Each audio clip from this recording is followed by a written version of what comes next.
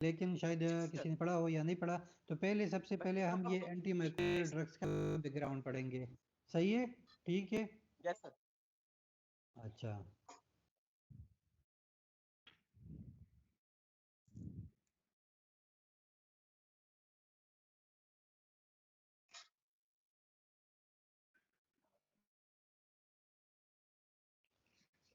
ये माइकोबैक्टीरिया जो है ये आज की लेक्चर जो है 5 में ये बल्कि लिख भी लूँ, क्योंकि मुझे किसी ने सजेशन दी थी कि आप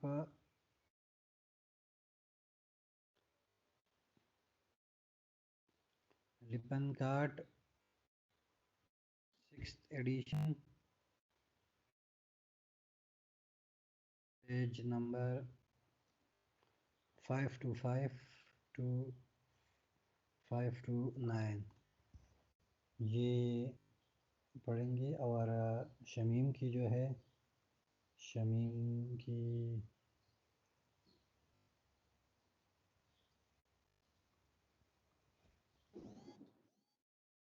doctor Shamim book page number 162 5th edition जो है।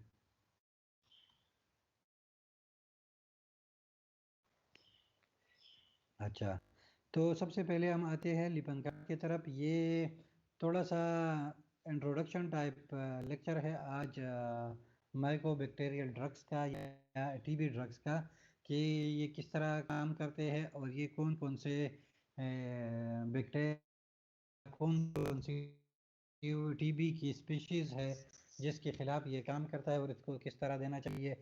थोड़ी सी वो चीज़ें हम पढ़ेंगे। ओवरव्यू जो है हम पढ़ेंगे कि ये माइकोबैक्टीरिया जो है ये रॉड शेप एरोबिक बेसिलाई है, जिसकी मल्टीप्लिकेशन टाइम है 18 to 24 hours in vitro. Okay, in vitro और इन विवो में इतना डिफरेंस नहीं होता। बहरहाल ये जो 18 to 24 आवर्स आप इससे कंसिडर कर ले कि this is a very fast growing bacteria. Okay, बहुत फास्ट ग्रोइंग बैक्टीरिया है। 18 से 24 आवर्स में ये डबल हो जाते हैं। तो अगर 18 से 24 आवर में ये डबल हो जाते हैं तो आप जिम कर लियो, क्योंकि इसकी जो ग्रोथ होती है दैट इज़ एक्सपोनेंशियल।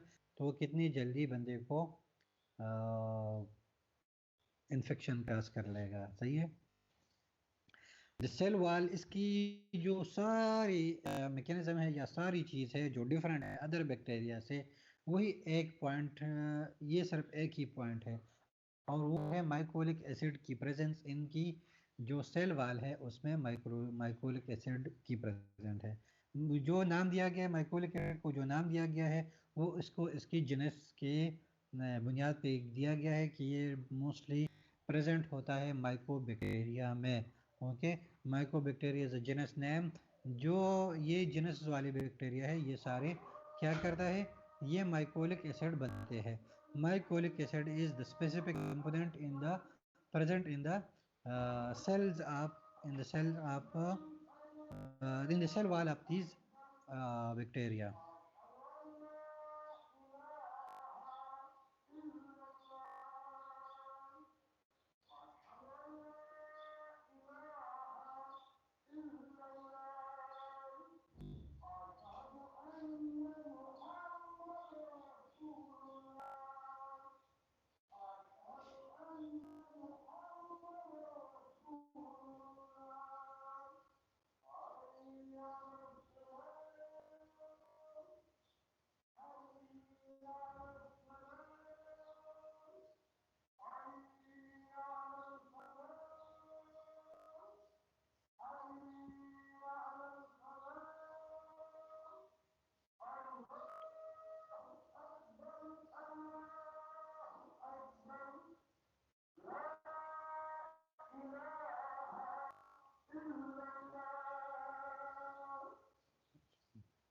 अब माइकोलिक एसिड क्या है? Mycolic acid are very long chain beta hydroxylated fatty acid.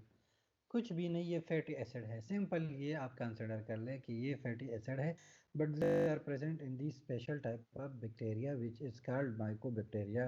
Okay, जिनको माइकोबैक्टीरिया कहते हैं। इनकी सेल में माइकोलिक एसिड होता है और अगर ये माइकोलिक एसिड किसी न किसी तरीके से हम ब्लॉक कर ले, इसकी सिंथेसिस को ब्लॉक कर ले, इसकी जो already pre prepared mycolic acid है उसको डिस्ट्रॉय कर ले, तो बैक्टीरिया खुद ब खुद डिस्ट्रॉय हो जाएगा। क्यों डिस्ट्रॉय हो जाएगा, कोई मुझे बता सकता है? क्या रीज़न होगा कि अगर इसका सेल वाल ख़त्म हो गया तो बैक्टीरिया खुद ब खुद ख़त्म हो जाएगा? ये एक और टाइप की एंटीबायोटिक में हमने पढ़ी थी, ये मैं आपको बता रहा हूँ, जो सेल वाल सिंथेसिस इनहिबिटर थे, उसमें हमने पढ़े थे। कोई मुझे बता सकता है कि माइकोलिक एसिड अगर ब्लॉक हो गया, तो उसकी सलवाल सिंथेसिस नहीं, ब्लॉक हो गया, सेल वाल नहीं रहेगा तो क्या होगा? सर उसकी इंटेग्रिटी नहीं रहेगी, वो प्रेशर से ही मतलब वो खत्म हो जाएगा, बस्ट हो जाएगा सर। ओके, ऑस्मोटिक प्रेशर अंदर से इतना डेवलप हो जाएगा कि सेल खुद ब खुद बर्स्ट हो जाएगा। Okay, very good. समझ आ रही है इसकी ना? समझ आ रही है? यस सर, अच्छा थोड़ा सा रिपीट। अच्छा, दोबारा मैं आपको बताता हूँ कि ये माइकोबैक्टीरिया जो है ये बेसिकली वही स्पीशीज है जो, इसमें दो किस्म के हैं, एक वही है जो टीबी काज करते हैं, दूसरी वही है जो टीबी काज नहीं करते। लेकिन फिलहाल हम उन बैक्टीरिया की क्लास करें, उन माइकोबैक्टीरिया की बात करेंगे जो टीबी काज करते हैं। मैंने आपको बताया कि ये जो होते हैं इनकी जो डबलिंग टाइम है या मल्टीप्लिकेशन टाइम है वो 18 to 24 आवर है। It means it's quite fast growing time. Okay, बहुत जल्दी इन्फेक्शन कैच करता है। दूसरा पॉइंट मैंने बता दिया कि ये बाकी बैक्टीरिया से कुछ डिफरेंस नहीं है इसका, लेकिन सिवाय एक के, और वो क्या है कि इनके सेल वाल में प्रेजेंट होता है mycolic acid. Okay, mycolic acid के प्रेजेंस होने की वजह से ये रेजिस्टेंट होते हैं to other antibiotics. Okay, other antibiotic जो है, अदर एंटी माइक्रोबियल जो है वो इस पे काम नहीं करते, तो इसके लिए स्पेशली हम एंटी माइक्रोबियल ड्रग्स जो है वो डिजाइन करते हैं या प्रिस्क्राइब करते हैं। ये और वो एंटी माइक्रोबियल ड्रग क्या है वो हम पढ़ेंगे, लेकिन माइकोलिक एसिड क्या है? Mycolic acid is actually the fatty acid. Okay, ये फैटी एसिड है, बीटा हाइड्रोक्सिलेटेड है, लॉन्ग चेन है, बहरहाल फैटी एसिड है। इन फैटी एसिड की वजह से ये अदर एंटी माइक्रोबियल जो है वो अंदर जाने नहीं देते, स्पेसिफिक एंटी बैक्टीरियल इसको चाहिए। सही है? ये माइकोलिक एसिड अगर किसी न किसी तरीके से हम डिस्ट्रॉय कर ले तो खुद ब खुद क्या हो जाएगा, ये बैक्टीरिया डिस्ट्रॉय हो जाएगा। दूसरे इसको हम बोलते हैं acid fast bacilli. Okay, acid fast bacilli.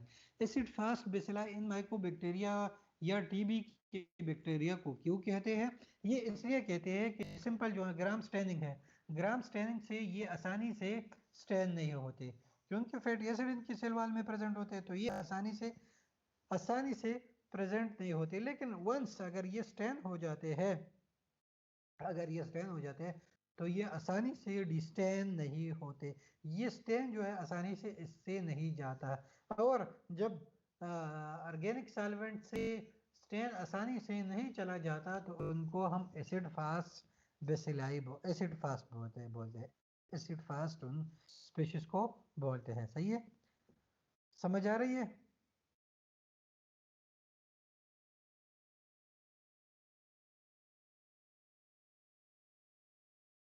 अच्छा, mycobacterial infection classically results in the formation of a slow-growing granulomatous lesion that cause tissue destruction anywhere in the body. तीसरी पॉइंट ये है कि ये माइकोबैक्टीरिया जो है ये डैमेज जब प्रोड्यूस करते हैं इनटू द टिश्यू, तो ये एक नेटवर्क टाइप, एक मेशवर्क टाइप टिश्यू बनाते हैं। अगर ये लीवर में है, किसी भी एरिया, किसी भी टिश्यू में है, तो उस एरिया को लीजन उसमें प्रोड्यूस करते हैं। अ काइंड ऑफ नेटवर्क या मेशवर्क टाइप लीजन प्रोड्यूस करता है। ग्रेन्यूलोमेटस ग्रेन्यूल्स उसमें से नज़र आते हैं कि ये ग्रेन्यूल सारे बहुत सारे नज़र आ जाते हैं, और इसी वजह से वो सारा टिश्यू जो है वो डिस्ट्रॉय हो जाता है। सही है? अब टीबी जिस बैक्टीरिया की वजह से, जिस ट्यूबरक्लोसिस के बैक्टीरिया की वजह से गैस होता है, उस इन्फेक्शन को हम बोलते हैं latent tuberculosis infection. Mycobacterium tuberculosis can cause latent tuberculosis infection. जो आप टीबी बोलते हैं इसको ये बेसिकली LTBI है, यह लेटेंट ट्यूबरक्लोसिस इन्फेक्शन है। NTM जो है NTM, ये दूसरा इसका अपोजिट है NTM। NTM जो है वो नॉन ट्यूबरकुलोसिस माइकोबैक्टीरिया होते हैं जो टीबी काज नहीं करते। जो टीबी काज करते हैं उसको लेटेंट ट्यूबरकुलोसिस इन्फेक्शन बोलते हैं। माइकोबैक्टीरियम ट्यूबरकुलोसिस जो लेटेंट ट्यूबरकुलोसिस इन्फेक्शन काज करते हैं वही बैक्टीरिया ही ट्यूबरकुलोसिस कहते हैं। उसको कॉमनली नोन होता है ट्यूबरकुलोसिस। ये ब्लैंक में एमसीक्यू में ट्रू फॉल्स में आ सकता है, अभी से बता रहा हूँ, आप लोग याद कर ले। समझ आ रही है इसकी, इस पॉइंट की समझ आ रही है? रिपीट कर दें सर। Yes sir. अच्छा, एमसीक्यू ट्रू फॉल्स और इसका सुन लिया तो अभी वो कहता है कि रिपीट कर ले, पहले कोई रिस्पांस नहीं दे रहा था। सही है, बहरहाल अभी भी मैं बता रहा हूँ कि आ सकता है। तो दोबारा बता रहा हूँ कि LTN, ओके, LTN या latent tuberculosis infection, LTBI, okay, LTBI latent tuberculosis infection, ये असल में ट्यूबर है। NTN जो है, NTN नॉन ट्यूबरकुलोसिस माइकोबैक्टीरिया जो है वो ये भी काज नहीं करते। तो अगर टीबी का जब भी जिक्र आएगा तो वो LTBI होगा, LTBI, okay, LTBI latent tuberculosis infection. Okay, clear हो गया? Yes sir. ओके, ट्यूबरकुलोसिस जो है ये बहुत सारे ममालिक में काम है। इवन ये आप नहीं कह सकते कि ये it is in the develop country और द डेवलपिंग कंट्री। ये पाकिस्तान जैसे गरीब मुल्क में भी प्रेजेंट है, श्रीलंका, इंडिया, भूटान वगैरह, और अमेरिका जैसे डेवलप कंट्रीज़ में भी ये प्रेजेंट है। लेकिन चूँकि कुछ डेवलप कंट्रीज़ जो है उन्होंने इससे गेट रिड ऑफ की है या जान छुड़ाई है, जैसे जापान हो गया, स्विट्ज़रलैंड हो गया, इस तरह के मुझे अभी सारे बहुत सारे ममालिक नहीं, लेकिन ये दो तीन, South Korea, even Japan, South Korea, Switzerland, इन ममालिक में ट्यूबरकुलोसिस इन्होंने तकरीबन ख़त्म किया है। सिंगापुर में भी मेरे ख्याल में ज़्यादा है, हाँ सिंगापुर में ज़्यादा है। इंडिया, पाकिस्तान, बांग्लादेश, नेपाल, भूटान, USA, इन कंट्रीज़ में ज़्यादा है। तकरीबन वर्ल्ड वाइड इनके स्टेटस ये, क्योंकि 6 एडिशन के बुक है 2014 में, मेरे ख्याल में इसकी 6 एडिशन आई, 7 एडिशन अभी आई है 2018 में, लेकिन उसमें मैंने नहीं देखी कि उसकी क्या फिगर है। लेकिन लिफनकार्ड फिगर के मुताबिक 2 billion people already have been infected, रफली 10 million are in the united, 2 billion world wide infect हुए हैं, जिसमें से 10 मिलियन जो है वो यूनाइटेड स्टेट में है। अच्छा, दूसरा क्या पॉइंट, इसके अलावा क्या पॉइंट है? ये जनरल इंट्रोडक्शन टाइप है, आपकी MCQs वगैरह में या ट्रू फाइल्स में ये पॉइंट्स सकते हैं। एज सच ड्रग आगे हम पढ़ेंगे। अच्छा, ट्रीटमेंट के हवाले से, टीबी के ट्रीटमेंट के हवाले से जब हम बात करते हैं ये तो ये इसको line of therapy, first line therapy, second line therapy, third line therapy, fourth line therapy, इस तरह की क्लासिफाई करते हैं। जो फर्स्ट लाइन में वो बहुत एक्सटेंसिव थेरापी होते हैं, जो 1 to 3 मंथ्स के लिए देते हैं, फिर 4 मंथ्स के लिए देते हैं। इसी तरह ये डिपेंडिंग ऑन द टाइमिंग कि किस तरह थेरापी देते हैं। तो पहला फेज जो होता है वो बहुत वो होता है, एक्सटेंसिव होता है, फास्ट होता है, शार्प होता है। इसके बाद जो स्टेजेस है वो कंपैरेटिवली वीक होते हैं। तो generally TB generally include 4 first line drugs, okay. Second line drugs are typically less effective, more toxic and less extensively studies they used, और वो पेशेंट हाईलाइट नहीं कर सकते क्योंकि उस पर ज़्यादा स्टडी नहीं हुई है। और ये फर्स्ट लाइन ड्रग्स जो है, यहाँ पे अगर आपको मेरा ये स्क्रीन नज़र आ रहा है, drug use to treat tuberculosis, ये फर्स्ट ड्रग जो है आइसोनियाज़िड, तो आप लोगों ने सुना होगा, लेकिन इथम्ब्यूटाल, आइसोनियाज़िड, पायराजिनामाइड, रिपाब्यूटिन, रिपाम्पिन और रिपापेंटिन, ये ड्रग जो है ये फर्स्ट लाइन ड्रग है और ये टीबी की एक्सटेंसिवली स्टडी हुई है। ये एक्सटेंसिव थेरापी है, फर्स्ट में देते हैं, फिर अगर ये 2 मंथ्स के लिए देते हैं, फिर 4 मंथ के लिए देते हैं, इसी तरह की कम्बिनेशन देते हो। आगे उसकी डिटेल आ जाएगी। लेकिन जो सेकंड लाइन थेरापी है वो एक्सटेंसिव स्टडी नहीं हुई, अमीनोग्लाइकोसाइड, अमीनोसैलिसिलिक एसिड, बिडोक्विनिलीन वगैरह, ये सारी चीज़ों है, ये सेकंड ड्रग में है। माइक्रोबैक्टीरिया की वजह से एक और इम्पॉर्टेंट डिजीज़ काज होती है जो ऑलमोस्ट अभी ख़त्म हुई है, इवन पाकिस्तान में ख़त्म हुई है, लेकिन लेप्रोसी जो है कभी ये बहुत ज़्यादा मेरे ख्याल में 80s में या 90s में बहुत ज़्यादा कॉमन, जो ग्रेनुलोमेटस टाइप टिश्यूज़ बनते थे उसके स्किन वगैरह को बहुत ज़्यादा इफेक्ट करता था। Leprosy was a dangerous disease. Okay, तो उसके लिए भी वो भी माइकोबैक्टीरिया की वजह से चूंकि काज होता था, तो उसके भी हम थोड़ा टच करेंगे, उसके ड्रग्स को पढ़ेंगे।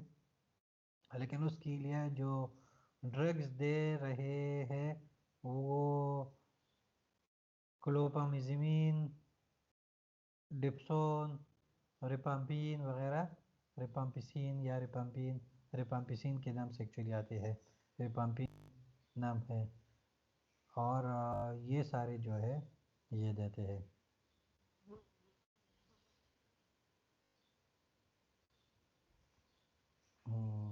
अच्छा, इसके अलावा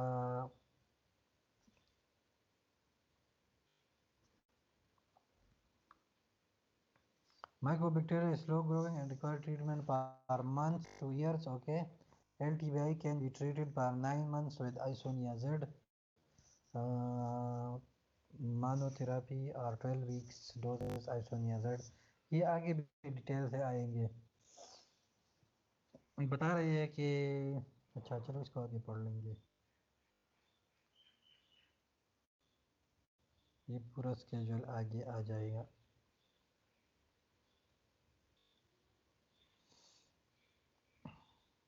strategies for addressing drug resistance, चूँकि मैंने आपको बोल दिया कि ये और टाइप के एंटीबायोटिक्स को रेजिस्टेंस होता है, स्पेशली इसके लिए हम ये खसूसी एंटी माइकोबैक्टीरियल ड्रग्स पढ़ते हैं,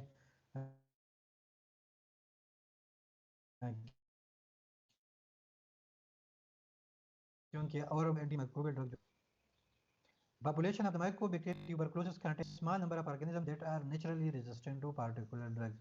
कुछ तो naturally resistance होते हैं। Under selective pressure in acute treatment, especially from monotherapy, these resistant TB can emerge as dominant population. ये बहुत सारे लोगों में हो सकता है, और इसको फर्स्ट लाइन ड्रग जो है पारा, ये तो मैंने आपको थोड़े बता दिए कि फर्स्ट लाइन में क्या है, सेकंड लाइन में क्या है। अच्छा, इसमें ये सिर्फ इम्पोर्टेंट है ये point. Standard short course chemotherapy for tuberculosis include isoniazid, rifampicin या रिपाम्पिन, इथम्ब्यूटोल, पायरिज़ापिरीन पर 2 months। ओके, इसको बोलते हैं intensive phase, followed by the isoniazid and rifampin पर 4 months। ओके, कंटिन्यूएशन पीस, इसको कंटिन्यूएशन फेज बोलते हैं। अच्छा, इस पे अगर शॉर्ट नोट आ जाए कि जो ट्यूबरकुलोसिस की शॉर्ट कोर्स और कंटिन्यूएशन पीस और इंटेंसिव पेज है, उनमें से कौन कौन से ड्रग्स देते हैं, या उस पे शॉर्ट नोट लिख ले, तो आप लोग लिख सकोगे या नहीं? सेफ जी सर लिख सकेंगे, शॉर्ट नोट्स क्या लॉन्ग भी लिख लेंगे सर। नहीं, लॉन्ग नोट का तो नहीं है। 70 उबैद, यस सर। 70 उबैद है ना? उबैद, आप मुझे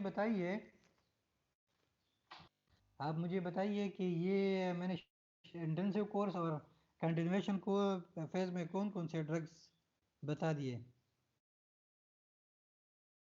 सर ये रिफाम्पिन है और इथम्ब्यूटोल है, और सर ये नजर नहीं आ रहा। नहीं, आपको वैसे नोट करने चाहिए थे ना। आइसोनियाजिड है, रिफाम्पिन है, इथम्ब्यूटोल है और पायराजिनामाइड है। पायराजिनामाइड जो है ये 2 months के लिए देते हैं, ये सारे इसको बोलते हैं intensive phase. Okay okay, followed by isoniazid and रिफाम्पिन for 4 months। Okay, the continuation phase, इसको क्या बोलते हैं? कंटिन्यूएशन फेज, ये शॉर्ट नोट में आता सकता है, अभी से बता रहा हूँ, सही है। तो ट्यूबरकुलोसिस के ड्रग्स पे अगर कीमोथेरेपी पे शॉर्ट नोट लिख ले तो आपने ये चीजें लिखनी होंगी, सही है। समझ आ रही है Haider? Yes sir.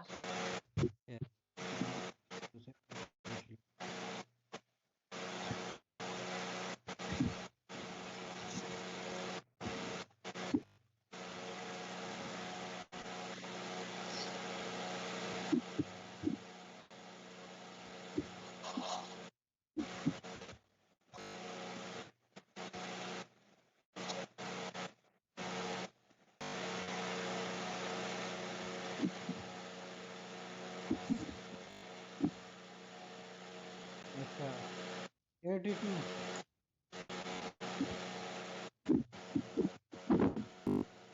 82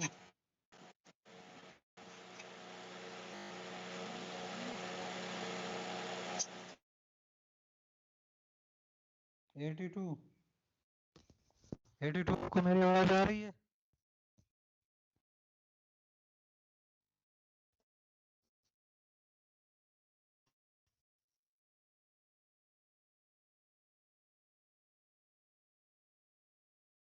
eighty four 86 87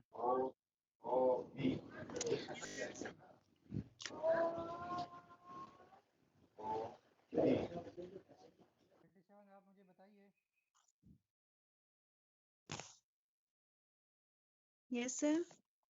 87 ये कीमोथेरेपी का जो ट्यूबरकुलोसिस का जो कीमोथेरेपी है उस पे एक्सटेंसिव फेज और कंटिन्यूएशन फेज में कौन कौन से ड्रग्स आते हैं उस पे नोट लिख ले। तो कौन कौन से ड्रग आते हैं ये आपको समझ आएगी? Yes sir. जी बताइए।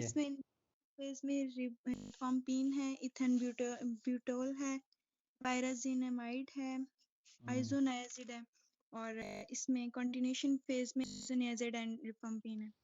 ठीक है, ये याद रहेगा। Yes sir. ओके ठीक है। 89 89 यस सर। 89 आप मुझे बताइए, आपको इस बात की समझ आ गई?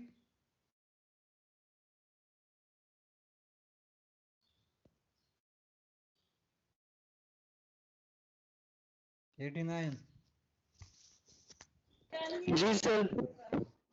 ओके ठीक है। अरे नेक्स्ट आ जाते हैं हम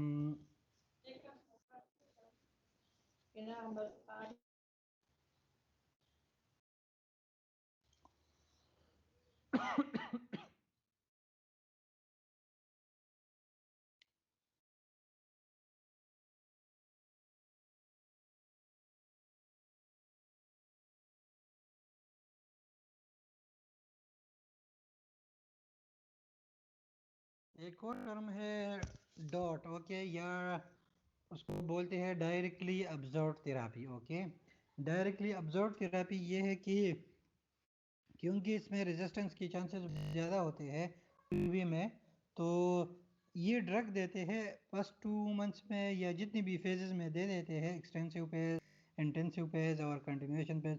तो ये टाइम टू टाइम चेक करते हैं, मतलब डायरेक्टली उसको ऑब्जर्व करते हैं कि whether these drugs are acting not, मतलब बाकी एंटीबैक्टीरियल के नहीं कि आप डोज ख़त्म कर ले फिर उसके बाद देख लेते हैं। तो ये डायरेक्टली देते हैं कि इसके खिलाफ जो है रेजिस्टेंस डेवलप हुआ है या नहीं और ये एक्शन कर रहा है या नहीं। तो उसको डाट बोलते हैं directly observe therapy. Okay, directly observe therapy से किया जाता है कि रेजिस्टेंस की चांसेस बहुत कम हो जाते हैं और ये टीबी के जितने भी सेंटर होते हैं, हेल्थ डिपार्टमेंट्स होते हैं, वो ये काम करते हैं, सही है। तो अगर डाट के बारे में एमसीक्यू ब्लैंक वगैरह में आ जाए तो आप लोगों ने ये याद रखना होगा, सही है, डाट के बारे में। Yes sir. ओके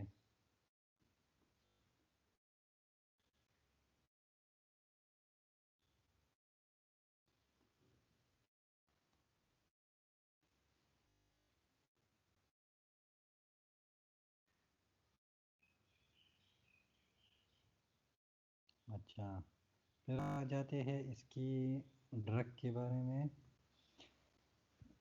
आइसोनियाज़िड, उसमें सबसे पहले हम पढ़ेंगे isoniazid. Okay,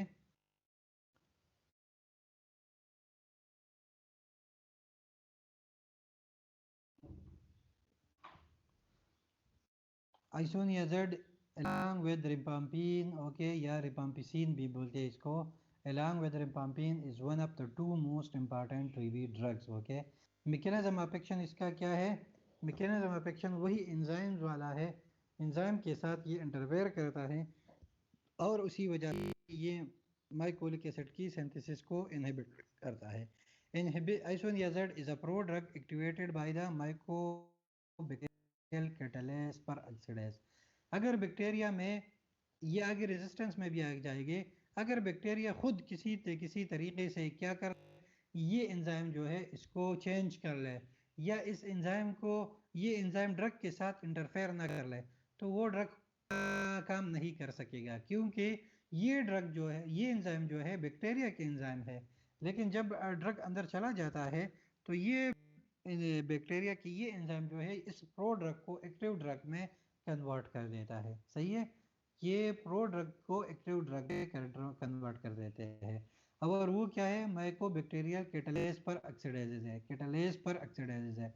isoniazid targets enzyme acyl carrier protein reductase. Okay, in H A इसको शॉर्टकट बोले हैं, acyl carrier protein reductase. Okay, इस एंजाइम को टारगेट करता है। और दूसरा कौन सा एंजाइम है? Beta keto acyl ACP synthetase. Okay, beta keto acyl synthetase which are essential for the synthesis of mycolic acid। Okay, ये दोनों एंजाइम के साथ इंटरफेयर करता है।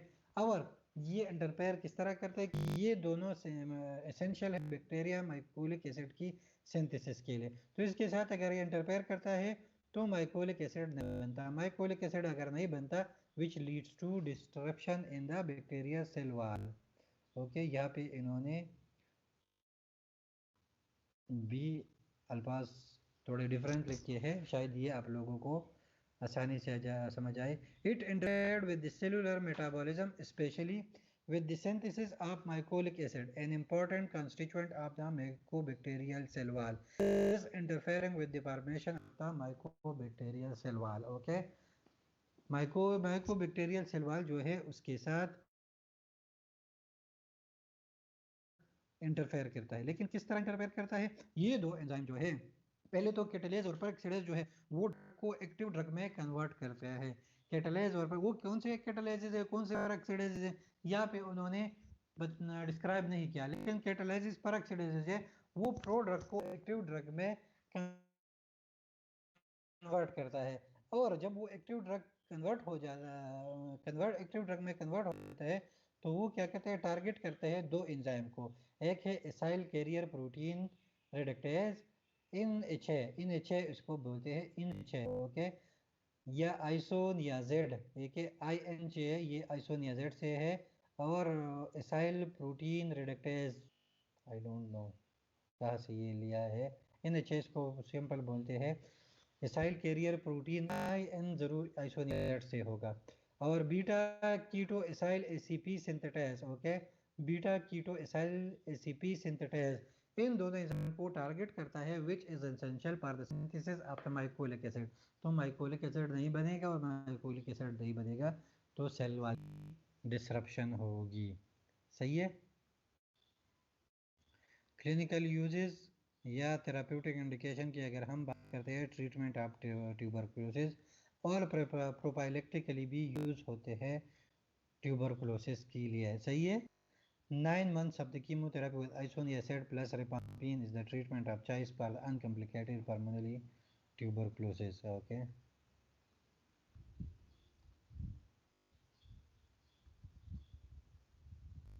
isoniazid is specific for the treatment of M. tuberculosis, Mycobacterium tuberculosis, although M. caneaceae, okay, may also susceptible at higher drug concentration. Most NTM are resistant to INH, isoniazid. Okay, and the drug is particularly effective against rapidly growing bacilli and is also active against intracellular organism. Adverse effect जो है peripheral neuritis, insomnia, restlessness, muscle itching, muscle twitching, convulsion, साइकोसिस, okay. और liver पे जो adverse effect है abnormal liver function test, multilobular necrosis, hepatitis, ये side effects है इसके। स्पेशली जो रिप्रेजेंटेटिव साइड इफेक्ट अगर आप लोग इसमें से कंसीडर करते हैं वो लीवर वाले है, हेपेटाइटिस टाइप चीज़ें जो है, हेपेटाइटिस सिरोसिस, ये ड्रग्स काज करते हैं। सही है, ये याद रहेगा।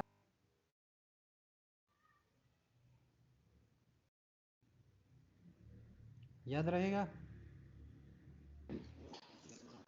Yes sir. अच्छा, यूरिनरी रिटेंशन ब्लड हेमोलिसिस इन ग्लिसरॉल्डिहाइड 6-phosphate डिहाइड्रोजनेज डिफिशियंसी, वो भी कर। Allergic reaction, fever, skin rashes, hepatitis. Contraindication: patient with previous isoniazid associated hepatic injury or other severe adverse effect with isoniazid, already previously known patient है। Doses जो है इसकी 5 milligram पर kg पर day up to a maximum of 300 milligram orally ये दे देते हैं। सही है।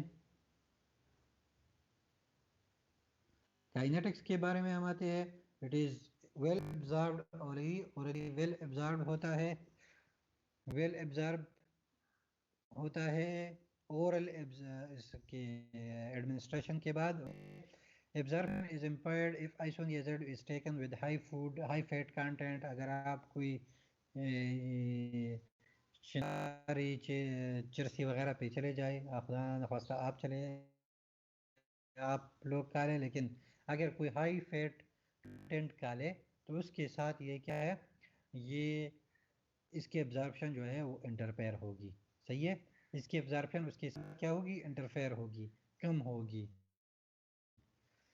with high fat content. Okay, the drug diffuses into all fluid cells, caseous materials, necrotic tissue resembling।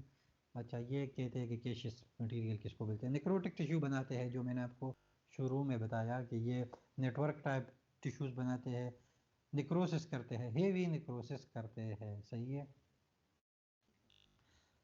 अच्छा, drug concentration in the cerebrospinal fluid are similar to those of the serum isoniazid. Serum cerebrospinal fluid तक पर चला जाता है। जो metabolism होता है in liver में, तो वो एन एसिटाइलेशन एंड हाइड्रोलाइसिस होती है उसके।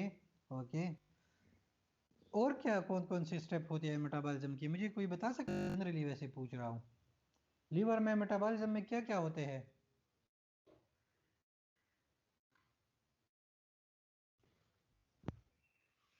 हेलो, कोई भी बंदा मुझे रिप्लाई कर ले। ये वैसे आप लोगों ने फर्स्ट सेमेस्टर में पढ़े होंगे।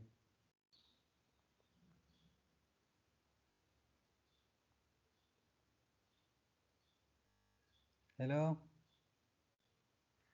जी, सर माइक ग्लिच हो गया। क्या होते हैं?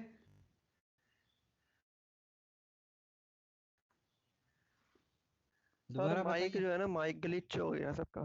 सर माइक ग्लिच हो गया है सबका। अच्छा,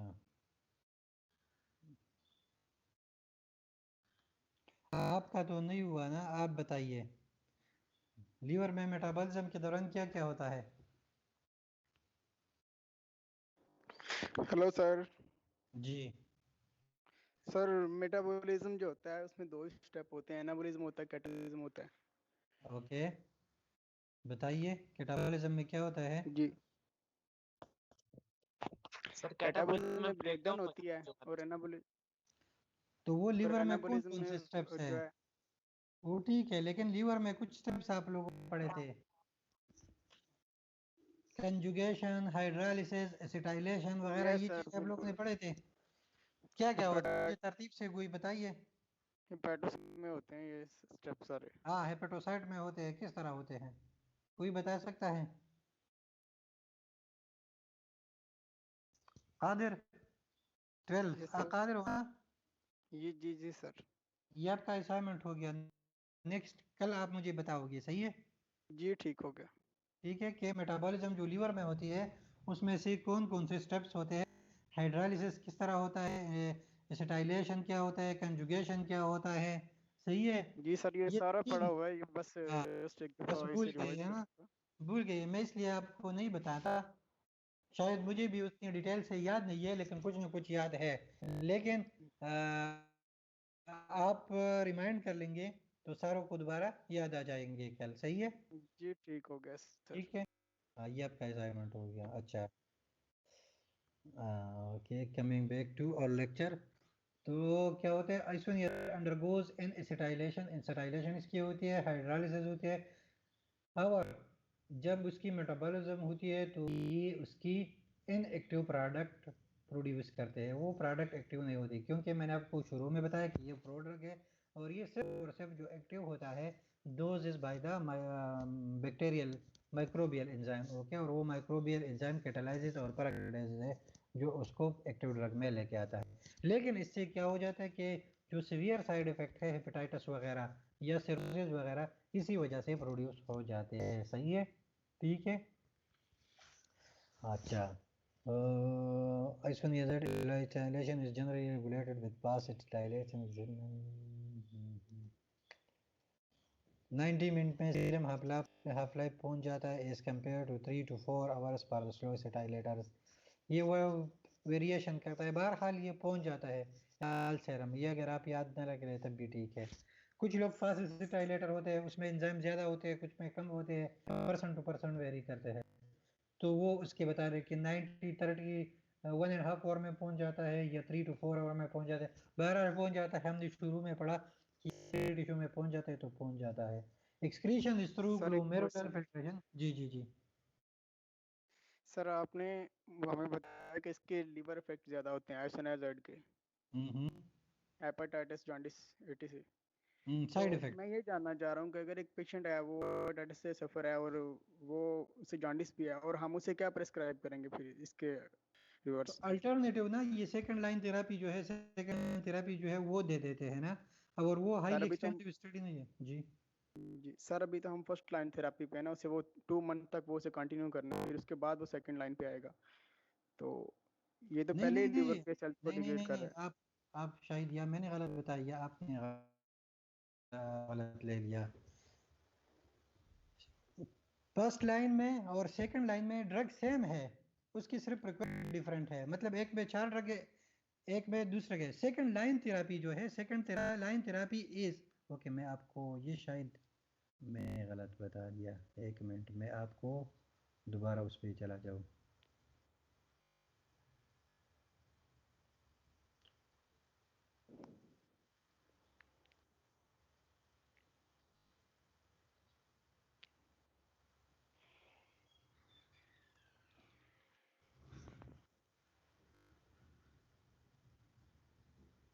ये फर्स्ट लाइन जो है आप देख ले, drug use to treat tuberculosis, these are the commonly used ethambutol, isoniazid, pyrazinamide, rifampin, rifabutin वगैरह।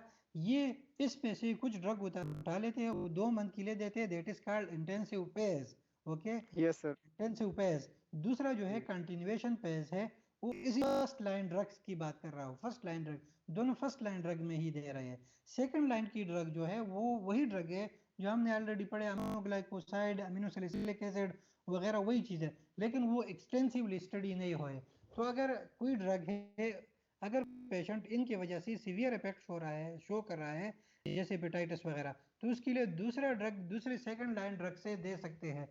कौन सा देते हैं, आई हैव टू स्टडी, मुझे एग्जैक्टली पता नहीं है इस टाइम क्यों कौन से देते हैं, लेकिन मैं कह रहा हूँ कि दूसरी लाइन से सेकंड लाइन थेरेपी जो है उससे दे सकते हैं। सेकंड सर, लाइन थेरेपी का रिफाबिलिटी जो मतलब है, ये है, रिफाबिलिटी second mostly line use therapy होती का, सेकंड लाइन थेरेपी का मतलब ये नहीं है कि वो सेकंड फेज में देते हैं।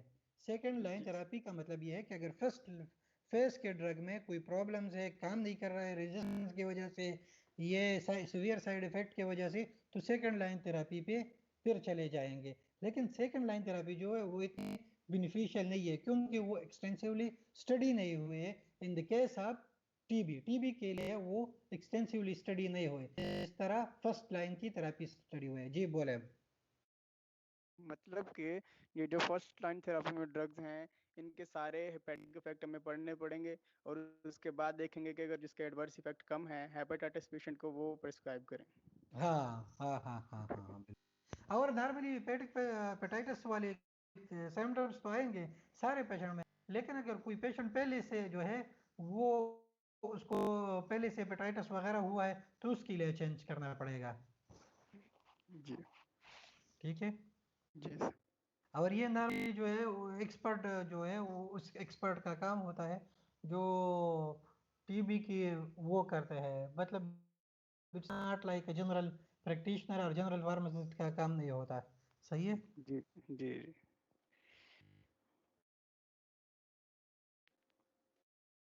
अच्छा अच्छा, यहाँ पे उन्होंने लिखा है hepatitis is the most adverse effect. वहाँ पे डॉक्टर शमीम ने दूसरे नंबर पे लिखा है, बहरहाल मैंने आपको बता दिया। एक्सक्रीशन जो है इसकी ग्लोमेरुलर फिल्ट्रेशन में होती है, बस ये याद रख ले।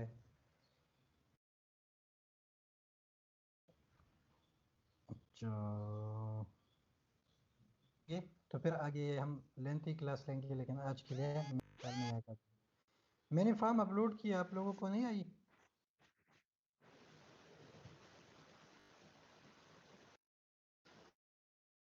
नहीं सर।